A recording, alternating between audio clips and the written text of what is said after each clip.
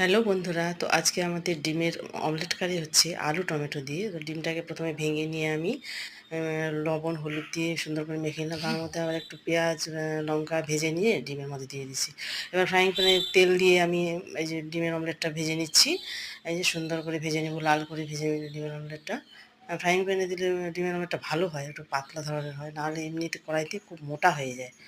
আর এখানে টমেটো দিয়ে দিলাম, পেঁয়াজটা ভেজে নিয়ে তারপর টমেটো দিয়ে দিলাম।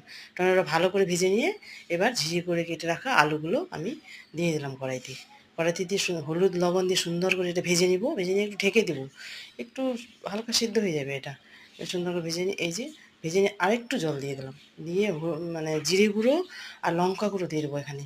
এই জিরে গুঁড়ো আর লঙ্কা গুঁড়ো দিয়ে দিলাম। এবার আরেকটু ভেজে নিয়ে এটা একটু হালকা একটু জল দিয়ে দেবো। হ্যাঁ, ভালো করে ভেজে নেব।